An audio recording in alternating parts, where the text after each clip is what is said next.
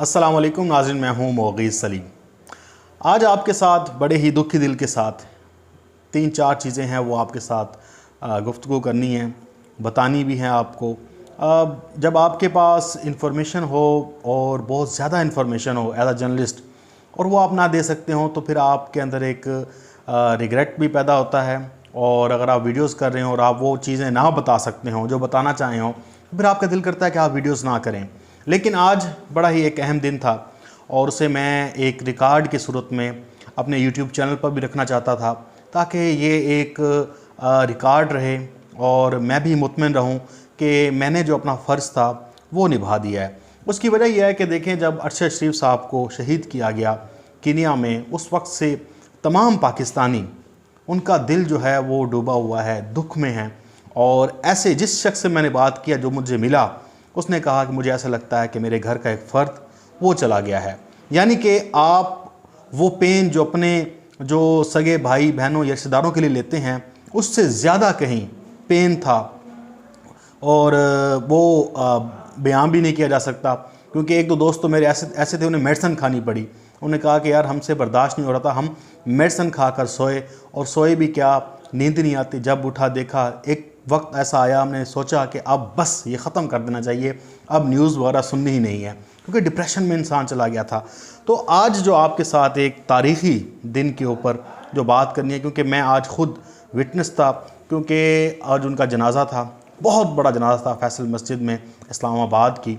वो मैंने बताना है कि मैंने वहाँ पे गया और मैंने क्या देखा और क्या सूरत हाल रही, वो तो आपके साथ डिस्कस करेंगे। लेकिन थोड़ा सा एक बैकग्राउंडर है वो मैं चाहता हूँ आपके साथ शेयर कर लूँ, ताकि आपके साथ बात करने में आसानी भी हो और आपको समझने में भी आसानी हो। जब अरशद शरीफ साहब की ख़बर आई तो मैं आपको बताऊं कि मुझे वो फॉलो भी करते थे, अक्सर वो रिट्वीट्स भी करते थे ट्विटर के ऊपर, और फेसबुक के ऊपर भी मुझे वो टैग करके कोई मेरी वीडियोस होती थी तो वो लगा देते थे। एक मेरा एनालिसिस था, मैंने किसी चैनल को दिया था तो उन्होंने वो लगाई थी। तो मेरिट होटल में भी उनके साथ मुलाकात हुई तो उनके जो अल्फाज थे कि बच के, वो भी मुझे आज तक याद हैं। लेकिन ये ख़बर मैंने ब्रेक की अपने चैनल के लिए। तो जो आपको फीलिंग्स हैं वो आप देख सकते हैं कि एक ऐसा शख्स जिसे हमने ज़िंदा देखा हो और उसके साथ आपकी कम्युनिकेशन भी हो, लेकिन उनकी ख़बर आप ख़ुद अपने हाथ से दे रहे हैं, तो उसका क्या आपके ऊपर रद्द-ए-अमल हो सकता है। बहरहाल वो सोग का दिन था। उसके बाद मैं सुबह सुबह फ़ौरन उनके घर गया और वहाँ पे जाके सदीक जान थे, ईसा नकवी साहब थे और भी बहुत सारे दोस्त थे वहाँ पे। नया पाकिस्तान के असनैन भी थे, इमरान रियाज साहब भी वहाँ पे मौजूद थे। वहाँ में चंद एक लोग थे। मैं वहाँ पे गया, सारी सूरत हाल देखी। वहाँ पे मैंने एक व्लॉग्स भी किया, आप देख सकते हैं मेरे वीडियो चैनल पर पड़ा, जिस दिन उनको शहीद किया गया था। उस वक्त इन्फॉर्मेशन यानी कि नहीं थी, तो मैंने वहाँ पे जाके एक सरसरी कर दी, इसलिए कि यार ये रिकॉर्ड के ऊपर रहे। वो पड़ा भी हुआ, आप मेरी इससे पिछली वीडियो जो है वही है। अच्छा, उसके बाद पूरे पाकिस्तान में कोहराम मच गया, सब उंगलियां खड़ी होनी शुरू हो गई कि उन्हें किसने कत्ल किया, वो कौन था। उसके बाद कीनिया के पुलिस का मौक़िफ़, उनकी ख़ुद पुलिस सवालात उठा रही है, यानी कि एक पूरी कहानी शुरू हो गई। अब एक तरफ के नरेटिव था वो बता रहा था कि इनको मुल्क क्यों छोड़ना पड़ा, उनके थ्रेट्स बताए गए, प्रेसिडेंट को जो भेजे गए थे उनके मैसेजेस सामने आ रहे हैं, सब कुछ चीज़ें सामने आ रही हैं। और ये बताया गया कि अगर उन्हें मुल्क ना छोड़ना पड़ता तो शायद वो आज हमारे साथ मौजूद होते, ज़िंदा होते। बहरहाल ये फिर कीनिया की पुलिस के ऊपर डल गया सारा मामला। उनके बयानात भी मुख्तलिफ थे तो उनकी मीडिया ने सवालात खड़े कर दिए कि ये तो लगता है कि टारगेट किलिंग हुई है। फिर फैसल वावड़ा आ गए, फिर उसके बाद हुकूमत का बयान, तो फिर उसके बाद आज आपने देखा DGI की प्रेस कॉन्फ्रेंस, DGI-SPR भी वहाँ पे मौजूद थे।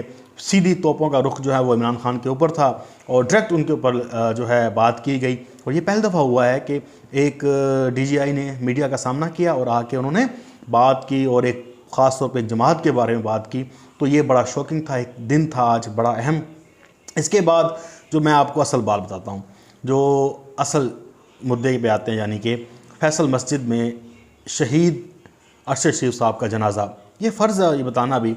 अब देखें कि मैं जब घर से निकला तो मैं उनके घर नहीं गया। उधर उनकी वालदा का तो खैर था कि आप मेरे घर हैं, लेकिन मेरी एक मजबूरी थी जिसकी वजह से मैंने सोचा कि मैं सीधा फैसल मस्जिद जाऊंगा और वहाँ से ही चीज़ें कवर करके मैं पोस्टिंग भी करूँगा और साथ में मैं नमाज जनाजा भी पढ़ लूँगा। तो वहाँ से जब लोग निकले तो बड़ी तादाद में बड़ा काफ़िला निकला और बड़ा जनाजा था लोग उन्हें कंधा देने के लिए सोच रहे थे, लेकिन वो आपको पता है इतना लंबा रास्ता था तो वो नहीं मुमकिन हो सकता था। बहरहाल उन्हें लेकर आया गया फैसल मस्जिद के जो एक वीआईपी गेट है वहाँ से उन्हें इंटर किया गया, उनकी मैयत रखी गई। उसके बाद मैं आपको बताता हूँ कि जब मैं यहाँ से चला इस्लामाबाद से, तो मैं जो मनाजिर देखता गया रास्ते में, हर शख्स अपनी मदद आपके तहत वो फैसल मस्जिद पहुँच रहा था। फैसल मस्जिद के जो आप जहाँ पे बाहर पार्किंग है वहाँ पे जगह ही नहीं थी पार्किंग की, उससे पीछे लोग 5-6 किलोमीटर अपनी गाड़ियाँ लगा रहे थे। फुटपाथ जो दरमियान में होता है, ग्रीन बेल्ट होती है दोनों सड़कों के दरमियान में, फैसल मस्जिद के सामने जो है उसके ग्रीन बेल्ट के ऊपर लोगों ने मोटरसाइकिल लगाना शुरू कर दिए, और लंबी तादाद में, बहुत लंबी तादाद में फिर पैदल लोग इतने आ रहे थे कि वो आपने वीडियोस भी देखी होंगी। उसके बाद जनाब वो जोक दर जोक जा रहे थे। हम जनाब देखते गए रास्ते में सारा फैसल मस्जिद तक, तो अंदर जाने की जगह नहीं मिली, अंदर का हाल फुल। उसके बाद जो बाहर जगह जो विजिटर्स आते हैं जहाँ पे बैठते हैं, देखते हैं, तस्वीरें खींचते हैं, वो फिल बाहर का ग्राउंड जहाँ पे जनरल ज़िया-उल हक साहब की कब्र है यहाँ पे, तो वो भी जगह फुल। भाईजान हम कहें कि यार ये क्या मामला है, जितनी तवक्कुआत थी उससे ज़्यादा तो लोग निकल आए हैं। बहरहाल पता नहीं चला, अचानक लोगों ने कहा कि जी जनाजा होने लगा, शोर मच गया, और जहाँ जहाँ खड़े आप सफ़े बना लें।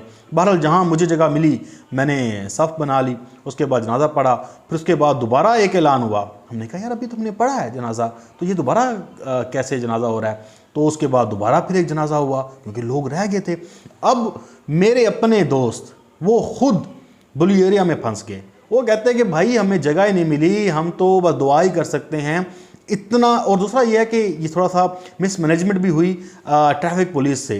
अगर ये आम ट्रैफिक को बंद कर देते, खुला छोड़ देते सारी चीज़ें, तो बड़ी तादाद में लोगों ने पहुंचना था। एक मिसमैनेजमेंट ये हुई कि ये फैसल मस्जिद का ग्राउंड के बजाय अगर वो देख लेते परेड ग्राउंड या कोई और जगह देख लेते, खुला ग्राउंड जो है इस्लामाबाद में, तो वो बेहतर था। लेकिन इतना पता नहीं था ना कि लोग इतने आ जाएंगे।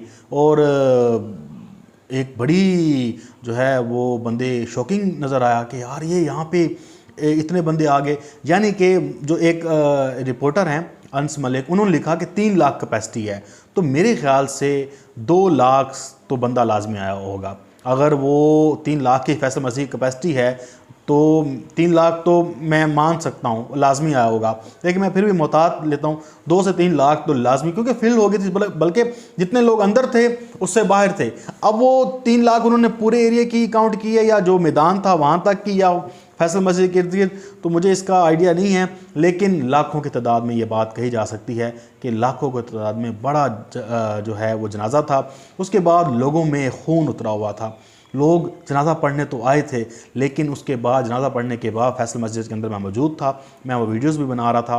वहाँ पे नारे लगे, और ऐसे नारे भी लगे, मुतनाज़ नारे भी लगे, और यानी कि पाकिस्तान की जो इदारे हैं उनके खिलाफ नारे लगे। लोगों ने चुप भी करा दिया, लेकिन लोगों ने कहा कि हमें मार दें, जो मर्ज़ी कर दें, ये ऐसे नहीं चलेगा। तो यानी कि एक अरशद शरीफ साहब जो गए हैं, उसके पीछे मैं बड़ा खुश हुआ हूँ। रावलपिंडी के अवाम से, इस्लामाबाद के अवाम से, लोग दूर दूर से भी आए हुए थे, बड़े दूर। मैंने तो एक हंगू के एक शख्स था, उससे मुलाकात भी की, तो वो भी बता रहा था मुझे कि मैं हंगू से आया हुआ हूँ, और उसका जो भाई था वो पेशावर बम धमाके में शहीद हो गया था, कोई मस्जिद में धमाका हुआ था। तो बहरहाल ये एक बात करने की है कि जो आप सोच रहे थे उस तवक्को से भी ज़्यादा हर तरफ बंदा ही बंदा था, कोई शख्स इसको नहीं जानता था। अपनी मदद आपके तहत लोग आए हैं। और अरशद शरीफ की जो वालदा का एक पैगाम था कि उनका बड़ा जनाजा होना चाहिए बेटे का, और फूलों से लदा हुआ। तो फिर जब यहाँ से लेकर गए, जब उनकी तदफीन का अमल आया, तो मैं आपको बता सकता हूँ कि रिक्कत अमेज़ मनाजर थे। हर शख्स निढाल था, गमज़दा था। लेकिन वहाँ पे मेरे ख़्याल से पाकिस्तान की फ़ौज के जो हैं वो भी आए थे लोग, उन्होंने फूल भी चढ़ाए। मेरे ख़्याल से वो आर्मी चीफ़ की तरफ से आए थे या पता नहीं किसकी तरफ से आए थे, मुझे इसका आइडिया नहीं है, लेकिन वो आए, उन्होंने बाकायदा किया। उनकी फिर कब्र आपने देखा होगा, फूलों से लदी हुई थी, इतने फूल थे कि क्या कह सकते हैं। लोगों ने वहाँ पे उनका जो आखिरी सफ़र था, उनकी आखिरी आरामगाह, वहाँ तक उन्हें लहद में उतारा, और सब यही सवाल पूछ रहे थे कि यार इस तरह एक इंसान का जाना क्या आपने हासिल किया होगा। अगर इस तरह से आवाज़ें दबाई जा सकती हैं या इस तरह की चीज़ें करके आप समझते हैं कि लोगों की राय तब्दील हो जाएगी, तो ये नामुमकिन है। इससे लोगों का अग्रेशन बढ़ा है, गुस्सा बढ़ा है। लोग जो हैं, जो पहले क्योंकि देखें चीज़ें माफ़ हो जाती हैं। अगर किसी को नंगा किया है, किसी को गिरफ़्तार किया है, तो वो ठीक है, नॉर्मल बात है, बात आई गई हो जाती है। लेकिन एक शख्स जब दुनिया से चला जाए तो खून का बदला कैसे होगा? तो वो तो लोगों के दिलों में जो है वो घर कर गया। तो अरशद शरीफ साहब बड़े ही एक यूँ समझ लें कि पाकिस्तान की सहाफ़ती तारीख़ का एक बहुत बड़ा जनाजा हुआ और बड़े खुशनसीब वो शख्स हैं जिन्होंने इतनी इज़्ज़त पाई। लोगों की वालहाना मोहब्बत अक़ीदत के साथ उन्हें उनका सफ़र आखिरत मुकम्मल हुआ और उन्हें लहद में उतारा गया। मैं आपको बता रहा हूँ कि जितनी मेरी निगाह जा सकती थी वहाँ तक मैंने शख्स लोगों के सर देखे हैं और बड़ी तादाद में लोग आए। और ये बताना और ये वीडियो करने का मकसद भी यही था कि कुछ चीज़ें ऑन द रिकॉर्ड भी होनी चाहिए और कुछ आपके साथ इन्फॉर्मेशन भी शेयर हो जाए और बता दिया जाए, क्योंकि जो लोग वहाँ पे नहीं मौजूद थे, वीडियोस के साथ ठीक है नज़र आ जाता है कि थी, लेकिन जो चीज़ें मैंने आपको बताई हैं शायद इससे आपकी इन्फॉर्मेशन में इजाफा हो, आपको समझ आई हो और ऐसे लगे कि आप शायद वहाँ पे मौजूद थे। तो ये सूरत हाल थी। बहरहाल अल्लाह ताला उन्हें जन्नत में जगह दे। बहुत प्यारा शख्स था, बहुत बहादुर शख्स था।